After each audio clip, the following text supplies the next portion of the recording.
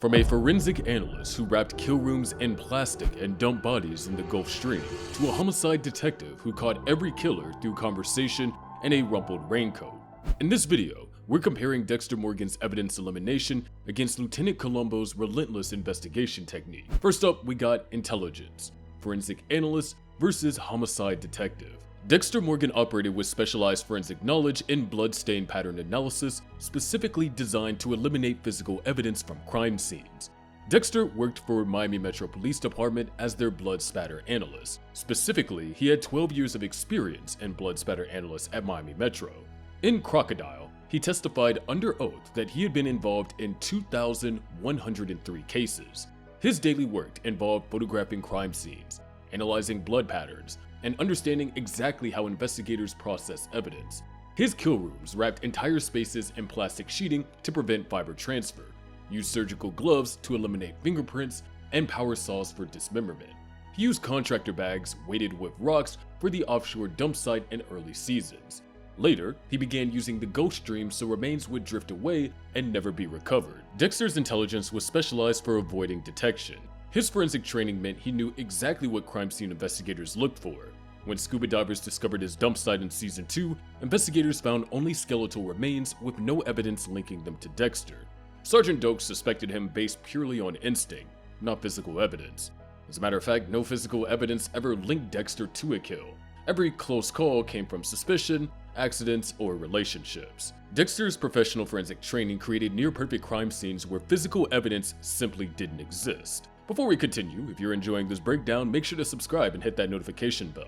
Columbo took a completely different approach to intelligence. Lieutenant Columbo, a homicide detective with the Los Angeles Police Department, had exceptional observational skills and psychological insight that allowed him to solve complex murders committed by intelligent criminals through conversation and constant questioning. Columbo worked as an LAPD homicide lieutenant investigating murders committed by wealthy members of high society. Across 69 episodes, from 1968 to 2003, Columbo solved every case he investigated within the show's narrative. His method relied on the inverted mystery format, where he usually suspected the killer within moments of meeting them. Columbo was inspired by Fyodor Dostoevsky's character, Porfiry Petrovich, from Crime and Punishment. His investigation technique centered on Socratic questioning, pretending not to know things, and deliberately appearing less capable to make suspects underestimate him. He drove a beat-up Peugeot 403, wore a rumpled raincoat he bought for $15 in 1967, and his trademark phrase, "just one more thing,"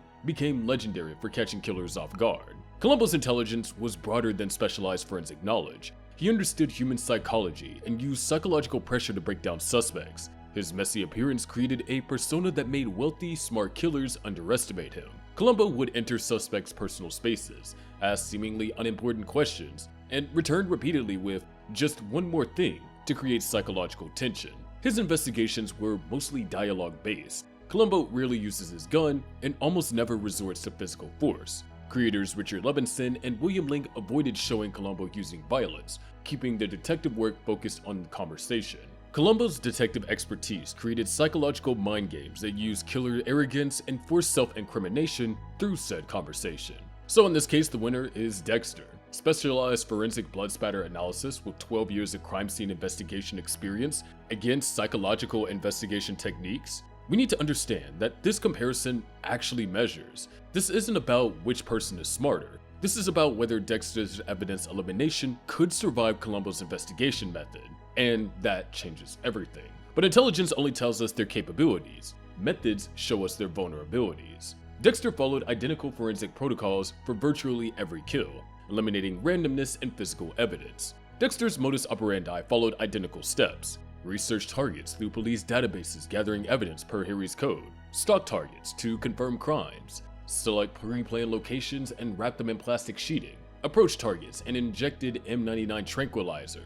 Transported victims to kill rooms. Restrained them with industrial shrink wrap. Decorate rooms with victim photographs. Killed with surgical knives to the heart. Dismember bodies with power saws. And placed sections in contractor bags weighted with rocks for his original offshore dump site, and in later seasons used the Gulf Stream so remains would drift away. Every variable was controlled. The pre-selected locations meant no witnesses, and no surprises. Plastic sheeting caught every drop of blood, strand of hair, and fiber. M99 injection prevented struggles or screams. Dismemberment prevented identification. Gulfstream disposal made body recovery nearly impossible. The Bay Harbor Butcher investigation only happened because scuba divers accidentally discovered his dump site while searching for treasure, not through investigative work tracing evidence to Dexter. His victims simply vanished. When Deborah walked in on him killing Travis Marshall in season 6, it was catastrophically bad timing, not evidence leading her there. Dexter's methodical protocol created identical evidence-free crime scenes for well over 100 kills across 8 seasons. Compare that surgical precision to someone who never needed a single piece of physical evidence. Columbo solved murders through psychological pressure and conversation rather than forensic evidence, forcing killers to self-incriminate or make mistakes that revealed their guilt. Columbo's method didn't rely heavily on forensic evidence. The show pioneered the inverted detective format. Viewers saw the murders first and watched how Columbo caught them. His investigations followed a pattern: suspect the killer immediately, engage in seemingly friendly conversations, asking unimportant questions, repeatedly interrupt their lives with just one more thing, create psychological tension throughout constant presence, and trap them into self-incrimination. In Prescription Murder, Columbo caught psychiatrist Dr. Ray Fleming by psychological mind games, despite Fleming understanding Columbo's tactics. In Murder by the Book, directed by Steven Spielberg in 1971, Columbo caught mystery writer Ken Franklin through psychological pressure, leading to a second murder. In Double Exposure, Columbo used subliminal imagery to make the killer paranoid enough to retrieve his hidden murder weapon while Columbo was watching.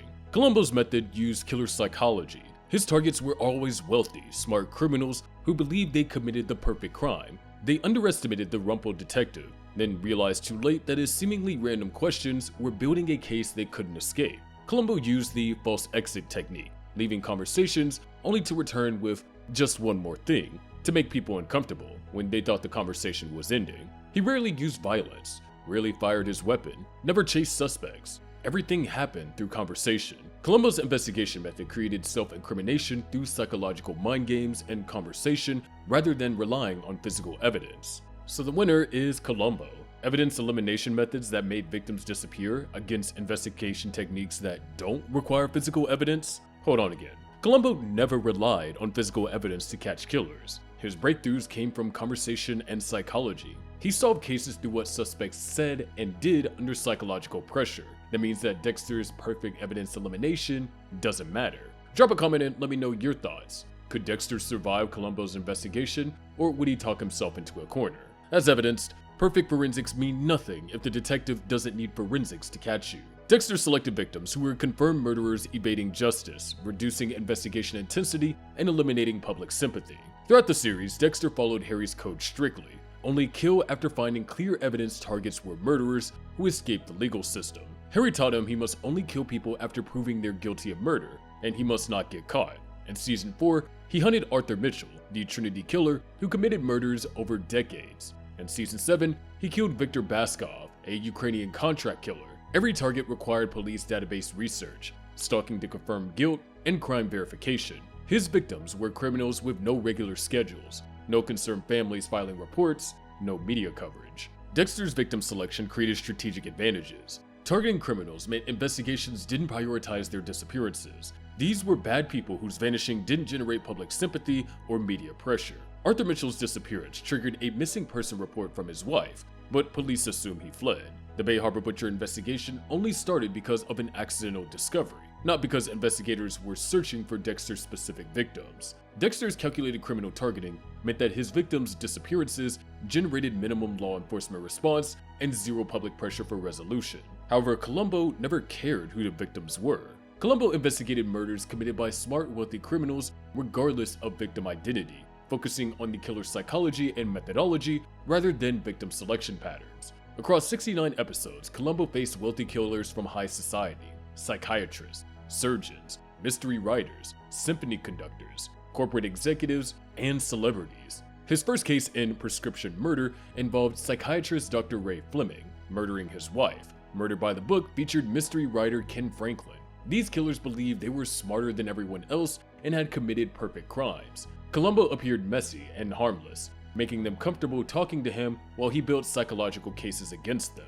Columbo's investigation approach didn't depend on victim profiles or criminal patterns. He focused entirely on killers' psychology and behavior under pressure. The killer's arrogance became their downfall because Columbo used their need to show how smart they were. They couldn't resist engaging with him, trying to outsmart the seemingly clueless detective. That engagement gave Columbo everything he needed. Columbo's investigation approach didn't require victim patterns or criminal histories. He caught killers through their own psychological weakness, regardless of who they killed. Directly, the winner of this comparison would be neither. Dexter's victim selection reduced investigation intensity, while Columbo's investigation intensity didn't depend on victim selection.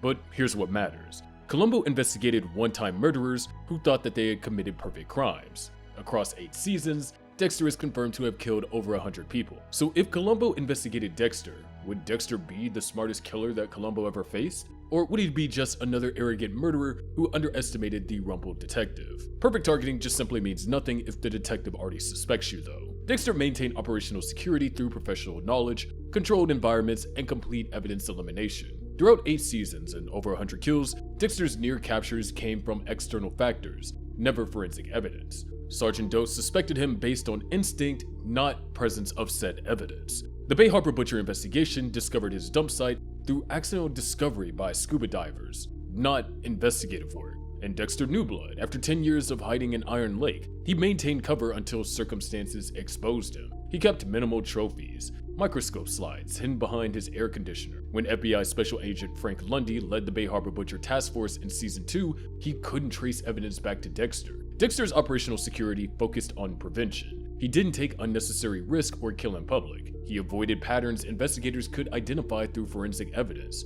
His only vulnerability was human relationships and external circumstances beyond his control. So simply, Dexter's operational security just meant that his near captures came from external factors and relationship complications, never from any forensic mistakes or investigative patterns and physical evidence that was left behind, or I guess you can say wasn't left behind. But let's talk about Dexter's psychological exposure. Because despite perfect forensic security, Dexter had psychological vulnerabilities identical to those Columbo used in every case he solved. Dexter worked at Miami Metro Homicide, where he observed investigations daily and participated in case discussions. He testified in court about his expertise. He maintained relationships with colleagues, including his sister Deborah, Lieutenant Maria LaGuerta, and Sergeant Dokes. In the Bay Harbor Butcher investigation, Dexter routinely attended briefings, offered input, and engaged investors, showing that he cannot avoid professional interaction without suspicion. When FBI Special Agent Frank Lundy investigated, Dexter engaged with him professionally. When Sergeant Dokes suspected him, Dexter couldn't simply disappear. He had to maintain his cover, his relationships,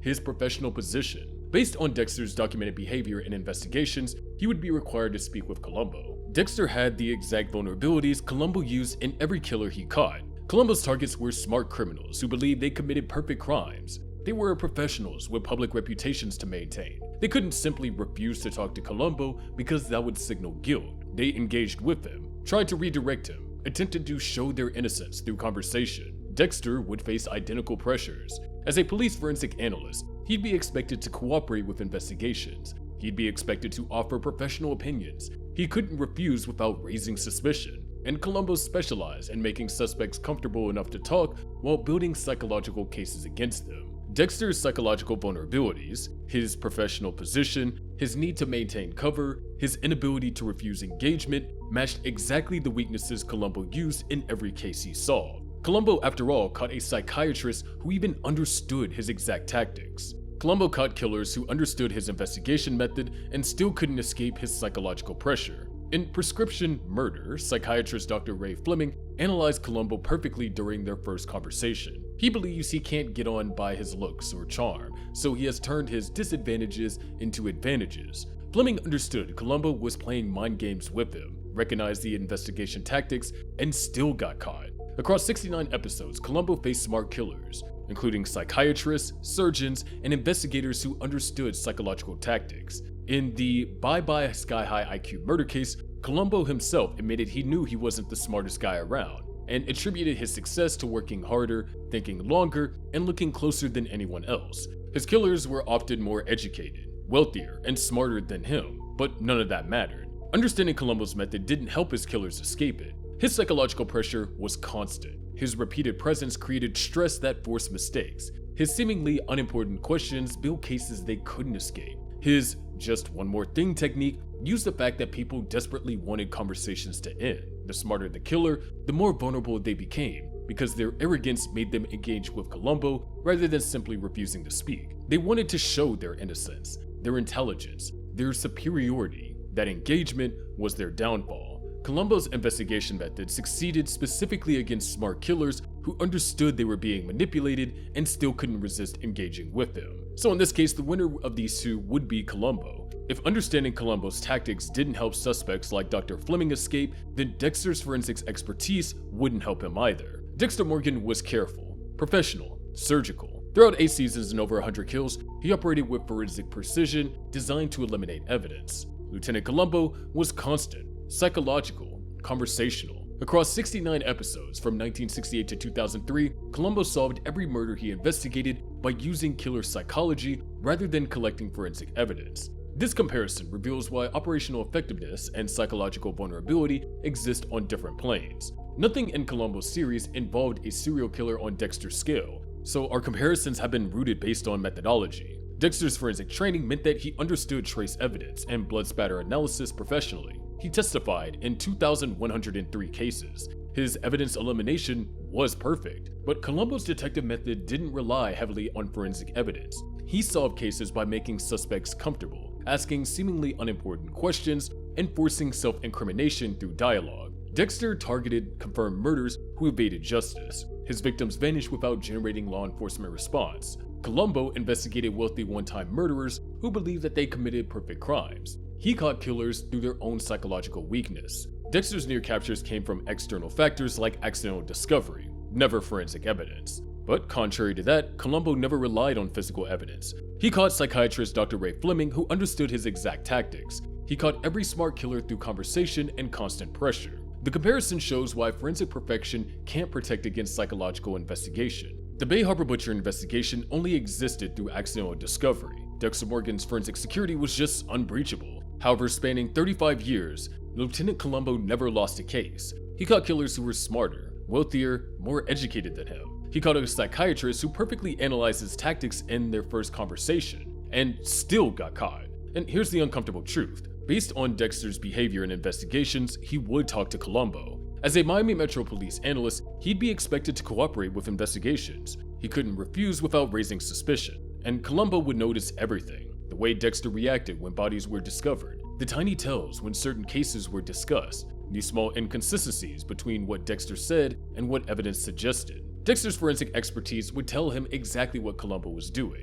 Understanding the mind games just wouldn't help him escape it, as Dr. Fleming understood those same mind games. He would say, "Just one more thing, Mr. Morgan." One man eliminated physical evidence from over 100 crime scenes across 8 seasons. The other solved 69 cases across 35 years without needing physical evidence. That difference shows why you can't hide from a detective who catches killers through conversation. If you enjoyed this breakdown comparing Dexter's forensic precision to Columbo's psychological investigation, make sure to subscribe and turn on notifications. And check out our previous video, Everyone Who Knew Dexter Was a Serial Killer Theories.